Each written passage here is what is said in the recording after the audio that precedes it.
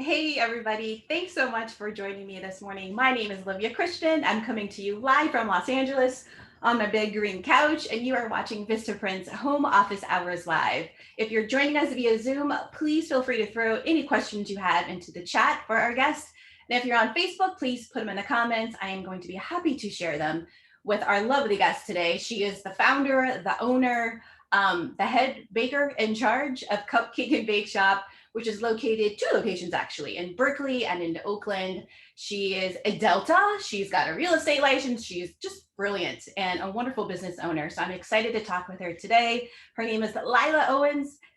Please help me welcome her silently because I can't see you. But Lila, hello, how are you? Please say hey to everybody. Hi, everyone. Thank you for having me. Super excited to be here, especially with you again, Liv. We did this before at Facebook and it was a super good time. So I'm super excited to be here with you. It's so funny that you mentioned that because I was trying to think like, how long have I known Lila? She's been killing it for years. Yeah, like we had our first kind of back and forth a couple of years ago, and you've just been, blowing up more and more ever since then. And so I'm excited to bring you onto this platform. I don't know if I did all the titles that you're the owner, founder, head business charge. You're a Delta. There are a lot of Deltas in my family, so I wanted to call that out. But Yes, tell me a little bit about. You covered it. I covered it all. Okay, good. Do you have any special talents that you want to reveal today? No. No. Well, I wanted to learn a little bit, even though I've known you for a few years, there's some stuff about your journey that I'm not familiar with that I think our audience would love to know. Sure. I know you're starting out with your easy bake oven. Like that's kind of how you But Yes. tell me a little bit about like maybe the first thing you ever baked that other people ate and were like, oh, Lila, you're good at this. Make more things, please. So pastry wise, you mean? Or anything, yeah. Something that. So when I graduated from college, excuse me, I returned home and I realized I didn't really know how to cook. And so I started a cooking club with friends. So we would meet once a month, come to, either I would host or one of them would host, and we would bring recipes and we would showcase one of the cooks and one of the recipes. And the first thing that I made that everybody really liked was lobster macaroni and cheese. Yeah, basically there were 3 recipes that I took from different either online or cookbooks, and I basically took elements from each recipe and I created something new. And that was like the first thing that I baked. I was like, maybe I'm not so bad at cooking after all. And then I got into like pastries after that, but that was like the first like thing I got rave reviews on, and people still talk about it. And this was like 10 years ago. Oh, wait, now I'm hungry for some lobster macaroni and cheese as the first thing. Like I mastered peanut butter and jelly, then I moved on to it. But that's like, tell me about your foray into pastries. Sure. And like, yeah, how you kind of master that. So within that cooking group, I actually started getting assigned to pastries, and I love cupcakes and I love sweets. I'm such a sweet tooth. And so cupcake shops were starting to open around the country, and I thought it was the cutest concept. And I was coming out, well, not coming out of a real estate career, but I was in the middle of a real estate career, and I was sort of soul searching because it wasn't necessarily my passion. I was just kind of doing it by default. It was a family business. And so that was around 2008, 2009, where I started to think, okay, what is it that I really want to do? I knew that I wanted to be in business for myself.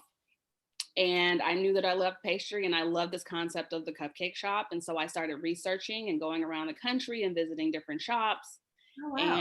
And I literally started in my mom's kitchen around 2010, just with different recipes and tweaking things. And that was when I really got started. Now, my best friend at the time, and still even, she doesn't like sweets. And so one night she was over and I was making chocolate cupcakes, and I ended up falling asleep and she left. But when I came to the kitchen, there were no cupcakes left. She had eaten them all. And I was like, wait a minute. She doesn't even like sweets and she ate these. So I must be onto something. And I called her the next day like, hey, she's like, those cupcakes were delicious. Like, you should keep at it. So that's when I was like, okay, I'm going to keep at it. I've got some. Yeah, I was gonna say, you have somebody who doesn't like sweets. I don't even know those people. I don't believe those people really Right, exist. How do right. you Who not are those know where- people? But what a great confirmation to have somebody who's not really into it devour them. That's amazing. Um, I wanted to be able to eat some of your cupcakes live on the air, and it didn't work out. So I had to put my little platter together of hostess cupcakes. They got their Easter colors out right now. I think this is a sponge cake or Yeah. something. I'm Okay. gonna have to eat Those are these. classic. They are classic. I will have to send you some. I will send you some, Liv. But tell me, I'm gonna eat this while you describe your cupcake. So you Sure. evolved to creating so many different flavors and some that are just seasonal. Tell me about how you went about creating all of these different flavors, um, and how you connected to your audience through that kind of variety. Sure. So we started with the basics, right? So your classic chocolate, vanilla, red velvet, carrot, and then we started to branch out just a little bit in the beginning with a pie inspired cupcake, which is our key lime pie cupcake.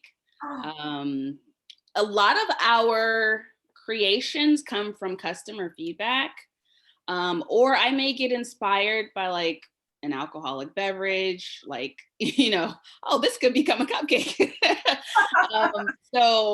We've infused like Bailey's Irish cream into our cupcakes. mm. You've got icing right here. There you go. Thank you. Yeah. And what else have we done? We've done a little rum. We do bourbon. You still got icing right in the middle. Yep, you got it. That's a friend right there. They tell you when I'm icing. So yeah, a lot of our ideas are inspired by things that I may have, at a restaurant, and I'm like, I wonder what this would taste like in cupcake form. We also have a very collaborative environment at our shop, and so if the staff come in and they have ideas, we have like an idea board, and we'll try things out that they're interested in trying. Sometimes it makes the menu. And so yeah, we kind of work together to come up with new ideas to keep it interesting and fun. Well, let's go back to how you kind of created some of the early ones as you were testing them out. I love the lemon one. I go insane for that every time. Every time I'm over there, we meet up. I'm like, can you bring me some lemons? I stuck on like one flavor. That is my go-to. But you eventually got out of your mom's kitchen. Yep. And moved in creating, launching 2 stores, obviously one at a time. But tell me about that journey. How did you go from your mom's kitchen to having enough customers to support going and creating a brick and mortar store? What was that process? That's a great question. And so, as I mentioned, I was in real estate, and I wanted to acquire a space. So I used my background to acquire. I started looking around for people that could wholesale our product, but then I was like, I really want people to be able to walk into our shop, for us to be able to bake fresh goods, and you come in and you smell the bakery experience where it feels warm and you're smelling like the baked breads or pastries. I wanted customers to have that experience. At my mom's, I was kind of limited to catering only. You'd place your order, come get a dozen, and then that was pretty much it. But I wanted people to be able to come in, look at a case full of, this display full of like wonderful cupcakes and have that experience. And so I set my sights on opening up a retail shop around 2013. And so I was looking around the UC Berkeley area. I knew that students would be like a built-in customer base. You got like 36,000 students and staff on campus. So I was like, that's like a little city, right? So I looked around the campus of UC Berkeley, and I found a tiny little place that was available. And they told me at the time when I inquired, they're like, oh, we've got like 5 people interested in this place and they're seasoned. And I was like, I don't care. Like, I'm going to write you a proposal, and I'm writing it tonight. So I literally went home that night, wrote a proposal to them. And the next day, just to add a personal touch, I went back to their office and delivered cupcakes to them. So somehow, some way, I acquired the lease. I don't know if it was because of that visit, but I think that they saw that I was very passionate, and I was very, I was serious about, getting this space.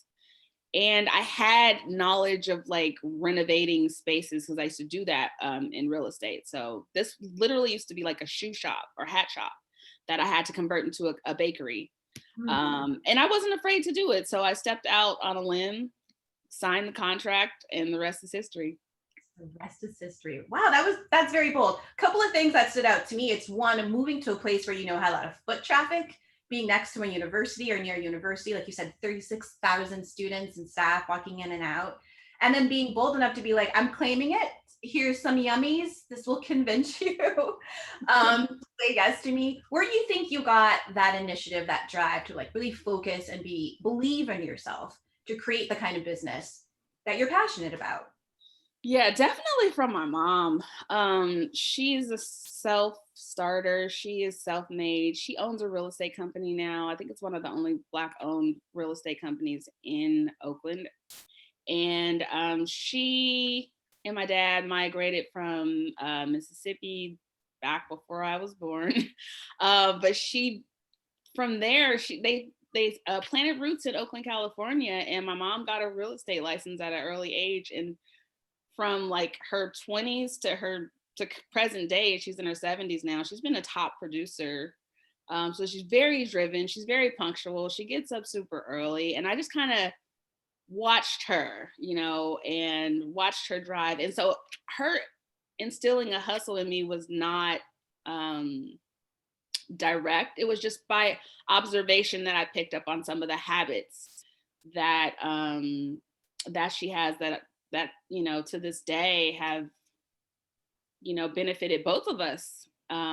So I would definitely say she's my inspiration. Her drive, her hustle, her integrity. She's crazy punctual. Like if you arrive at 7:03 and you were supposed to be there at 7, it's like the end of the world. So just some of those traits that I kind of picked up from her over time, I think are the reason why I'm kind of where I am today. Do you ever give her cupcakes to bring to different showings and so people can walk in and Well, they often have parties at our office for the agents' birthdays, and they always get cupcakes. And the one time that they didn't, I gave them so much. I gave them so many problems. Like I think they got nothing but cakes, and I was like, okay, all right, bet. But it was like the favorite cake of whose ever birthday it was, so I forgave them. Well, thinking about some of the customers that you've had along the way as you've grown as a business, as your name has traveled throughout the Bay Area as a source for yumminess, are there big clients or some folks you've walked through that have surprised you, that have kind of jumped in and said like, hey girl, I like these, and you're like, oh my God, I know you. I've seen you on TV or on the basketball court or something? Oh, that's a great question. So we've had the privilege of working with Google, Facebook, some of the big name brands in Silicon Valley.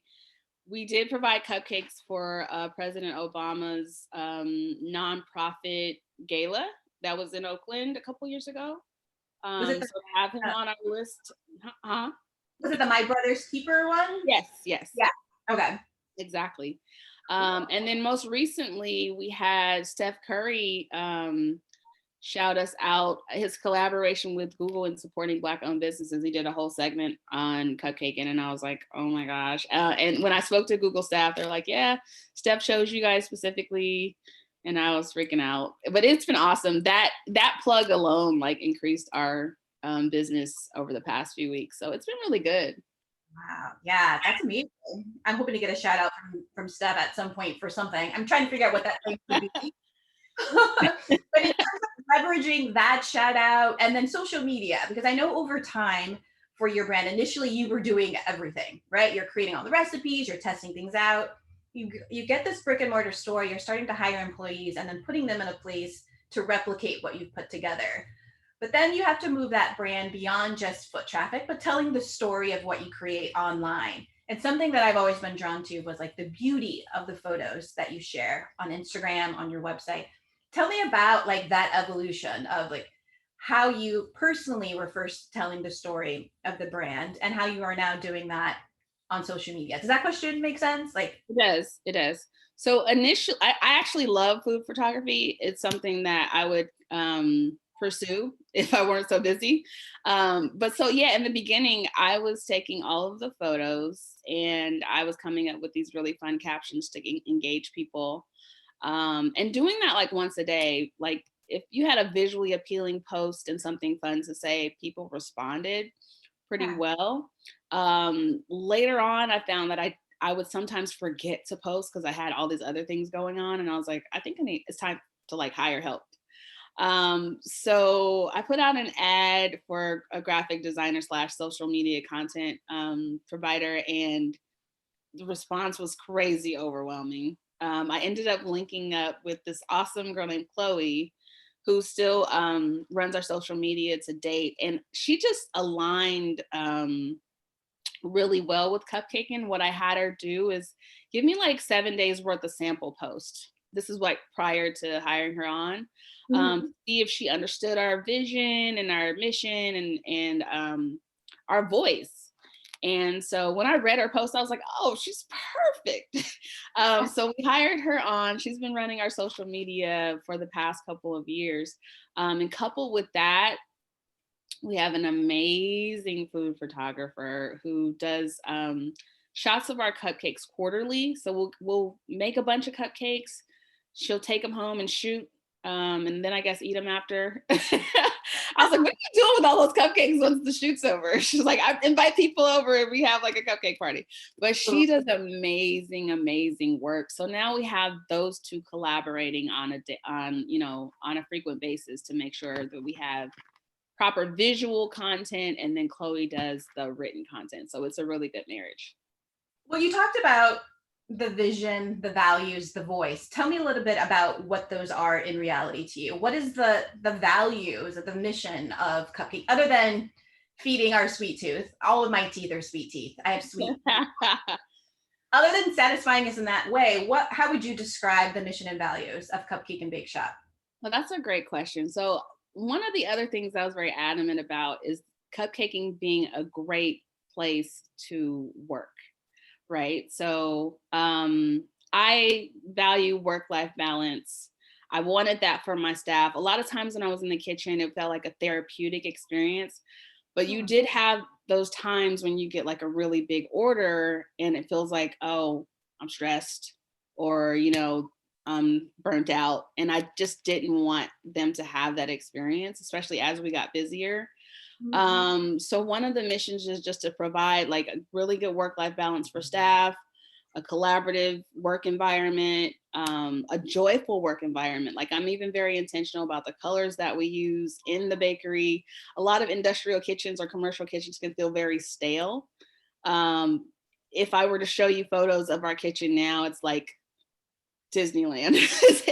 It's like Willy Wonka and the Chocolate Factory. It's like super colorful, very intentional about that. Created spaces for them to be comfortable. So yeah, that's a big part of my mission, was to have a company that is not just well run and well organized, but is a joyful place, not just for customers to be, but for the staff to be as well. That's amazing. That's wonderful. I like that. Willy Wonka, man, talk about. Remember that? Yes, I sing "I Got the Golden Ticket" pretty often in my everyday life. Um, Have well, to produce golden tickets. 2020 was a challenging year for everybody, and especially for those folks who relied a lot on foot traffic, stores being open, and people and buying products. Tell me about what life has been like for the past year now. It's been over a year that we've been in lockdown.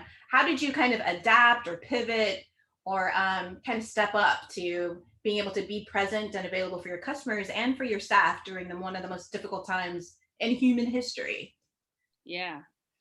So when they initially announced the lockdown, circa March 17th last year, I was terrified. I was like, what does this mean for business? Then they um, announced that they were going to allow certain food businesses to continue. And I was like, well, does that include us? Are cupcakes essential? Which some people felt that they were. But literally what was crazy, there was a time at the beginning of the shelter in place where people were at the grocery stores hoarding things, from Yeah. toilet paper to, and we had people coming in getting dozens of cupcakes. And I was like, wait a minute, are people hoarding cupcakes? Like, are we a part of this? It was crazy to me. And so what we did have was a immediate decline in walk-in traffic. We had everyone who had an event on our calendar cancel. So we had to refund them. So we had an immediate like decline in revenue. And I was like, okay, how do we offset this? There's gotta be a way. What do we do? What we started doing initially was offering delivery, in-home deliveries, same day, which we didn't offer prior to. And, you know, prior to COVID, we had a minimum of a dozen or more cupcakes for delivery. We cut that down to half dozen. And so people were ordering, like we were crazy busy with home delivery.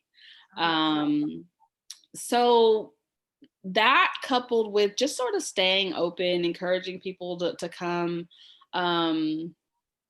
you know, have social distancing within the shop so that people felt comfortable coming in, and no contact service.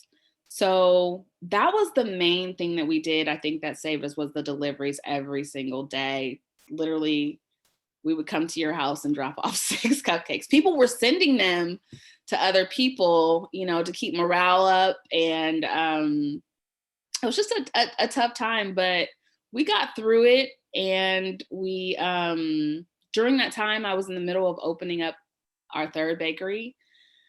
So we had a lot of delays with that, but we're open now and we're doing really well.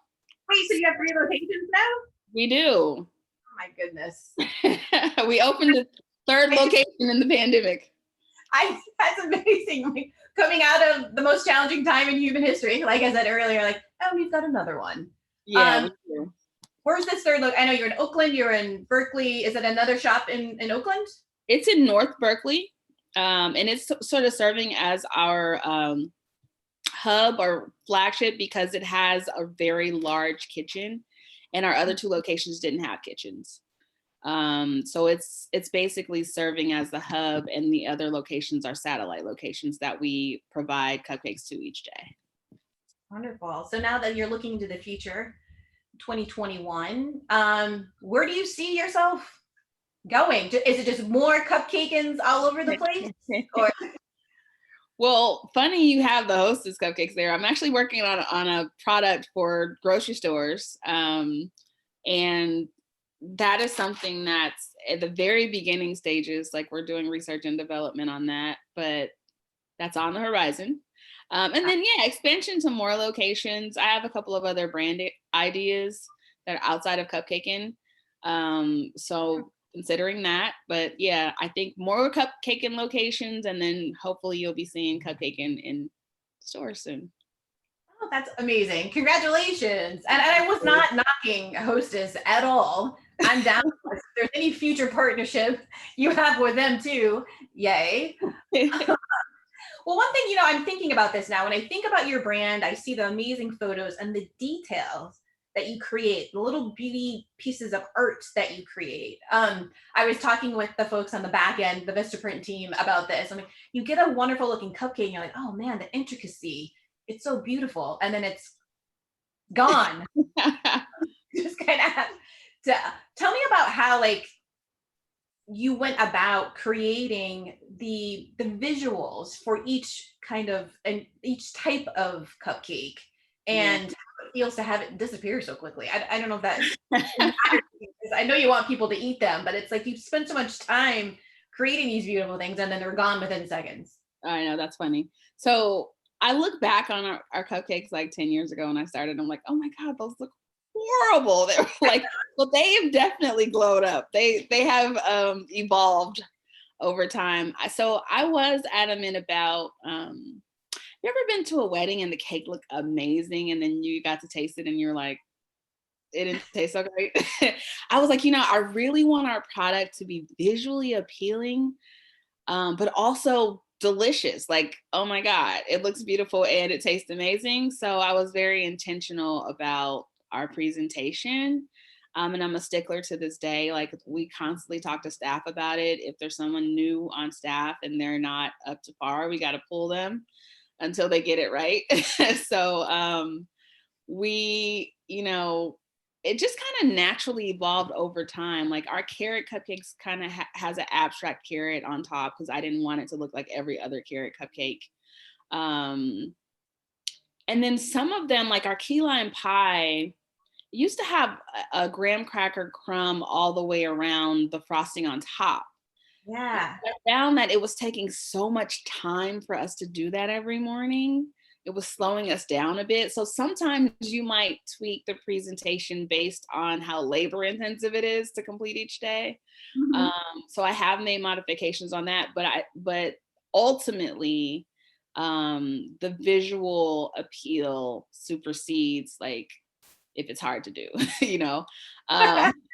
So yeah, but no, they've evolved over time. I wanted them to look fun, kind of sophisticated and consistent. Like, whether you're getting cupcakes for a wedding or if you're just having them with friends, I wanted them to be just as visually appealing. Do you think that's the differentiator for you? Like you said, when you first began, a lot of cupcake stores were popping up all over the place. It was kind of an in thing to do. But to maintain, sustain, and grow the way that you have, do you think it's that visual aspect, as well as obviously how good they taste? But do you think that's kind of the differentiator for you? Maybe one aspect, but I would also say, the texture of our cupcakes, I focused on a lot because a lot of times when I was touring around the country and even around the world, like, I've gone to like Spain, I'm like, where's the cupcake shop here? um, and I just found a lack of moisture in a lot of cake products, and I think maybe we just have a different technique, but I was super concerned, like, it has to be moist and it has to be. I think also our sugar content is moderate compared to some other bakeries. I would go and taste stuff and be like, oh my God, that's so sweet. So I wanted to make sure that there was just a lot of balance in our product. Mm. And so I think, like, I would taste the product and, like, they don't really care. There's no way you put this out if you truly care about the cupcake like world. And so I think we care a lot. Like, I'm super adamant. Like, if we overbake, we're throwing them away. I'm not going to try to sneak anything in the case. In addition to that, if we have leftovers, we're identifying them as day old. I'm not going to put those back out and try to pretend like they're fresh. So I think it's the integrity of our how we approach our product. And Cupcake is kind of approachable and soulful, right? So you have other brands that might be a little bit more posh and refined. We're just like for everybody. So I think that also appeals to the masses, that it's, like I said, whether you're getting cupcakes for a bar mitzvah or a high-end wedding or just a girls get together, you're going to get the same experience. We're not treating anybody differently. So I think that, we care so much about the product and the integrity of the product. And at the same time, we're a very approachable brand. I think that makes us stand out from some of the others. I hear you, and I agree with all of those things. It's a very approachable brand. It's beautifully made. It is very moist. Even saying that word, moist, it's got, it feels different than other cupcakes. And I can understand why it's just grown as a business for you. I am so happy for you, Lila. I'm going to continue to eat these as I wait for my other cupcakes to arrive in the mail. But for Yes. now, thank you so much for being on the show. Congratulations. Oh, quickly, tell everybody where they can find you on social. So when they Sure. get to the area, they can find you and buy some cupcakes. Absolutely. So I think the most lively place would be our Instagram. It's super fun. We have new content all the time and new stories, and that's at Cupcake and Bake Shop. And then next up would be Facebook, which is the same handle at Cupcake and Bake Shop. Our Facebook and our Instagram are linked. We're also on Twitter and LinkedIn. Twitter is the Cupcake and Bakery, and LinkedIn is also Cupcake and Bake Shop. So whatever platform any of you might master or that you visit every day, make sure to go check out Cupcake and Bake Shop and look at those beautiful photos, get hungry, and wish that you were in delivery range for some cupcakes. One day you'll be in grocery stores across America, and then we'll all be able Yes. to time. And Yay, if speak to existence. Thanks so much, Lila. Good luck. Thank you for Thank being a you. guest. Thank you so much. And for everybody watching, thanks so much for joining. Make sure you come back in 2 weeks to watch the next episode of our show. But before we go away, I just want to say that we've got 1 minute wisdom for you from Jess Gabler. She's part of the creative team at Vistaprint. She's got some tips on how you, if you are an amateur photographer, can really take advantage of some simple tools to make sure that your products look amazing on Instagram. When it comes to creating excellent product photography, the most important thing is creating a dynamic visual for your customers. That sounds like it could be really complicated and require a lot of expensive gear, but in reality, it's all about your light. The best thing that you can do if you want to create product photos that look almost 3D is to put your product right next to a window and have the light coming in directly from the side. This will create highlights on one side of your product and shadows on the other side. And that creates a very 3D experience that is very visually compelling for your customer and will make them just want to grab that item right up off of their screen. Good luck, guys.